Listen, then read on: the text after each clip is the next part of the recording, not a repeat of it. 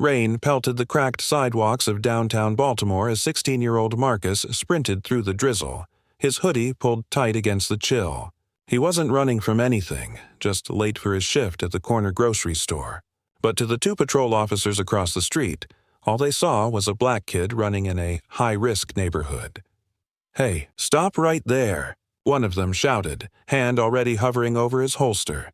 Marcus froze, his heart slamming in his chest. He turned slowly, raising both hands. "I didn't do anything," he stammered, voice trembling. "Empty your pockets," the officer barked, eyes sharp, full of suspicion. People stopped to watch. Phones came out. The familiar scene, the kind that always went viral, was unfolding again. Marcus swallowed hard, praying this wouldn't become another tragedy splashed across headlines. "I said, empty your pockets," the second cop repeated, stepping closer.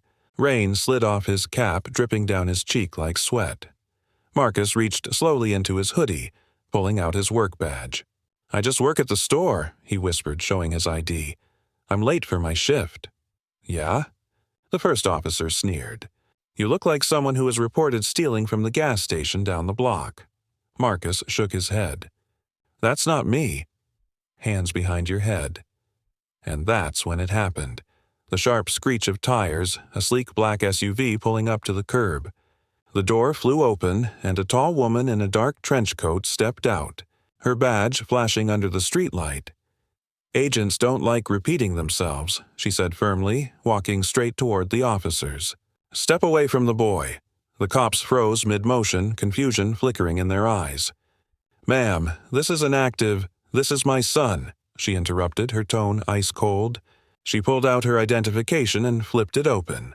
"Special Agent Monica Reeves, FBI." The officers blinked. One of them actually took a step back. "Ma'am, you didn't what?" She snapped. "Didn't profile a teenager because he was running in the rain?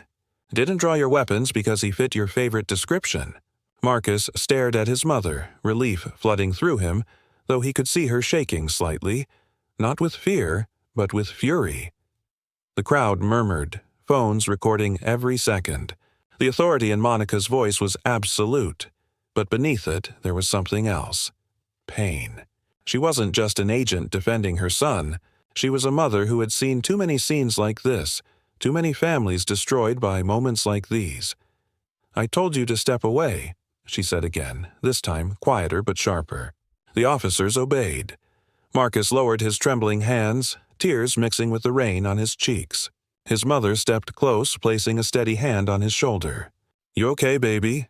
He nodded weakly. "Yeah, just scared." She looked at him, her expression softening for the first time.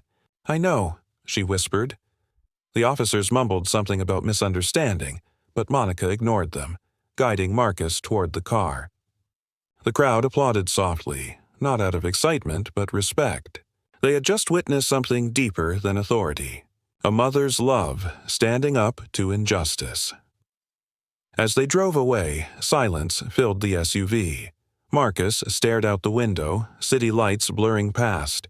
"Mom," he said finally, voice cracking. "Would they have shot me?" Monica gripped the wheel, her throat tightening. "I don't know," she admitted, her voice barely above a whisper. "But I wasn't going to let them find out." Marcus turned to look at her, realizing in that moment that his mother wasn't just an agent with a badge. She was his shield, his hero. As they reached a red light, Monica reached over and squeezed his hand. "You keep doing what's right, Marcus. No matter what the world sees, you know who you are." He nodded, eyes glistening. "And you know who I got watching my back." A small smile crossed her lips. The rain had stopped. The city glowed beneath the streetlights, calm again, as if even the night itself was exhaling. Inside that car sat a mother and her son, two hearts still beating strong against a world that sometimes forgot their worth. And in that quiet moment, hope felt possible again.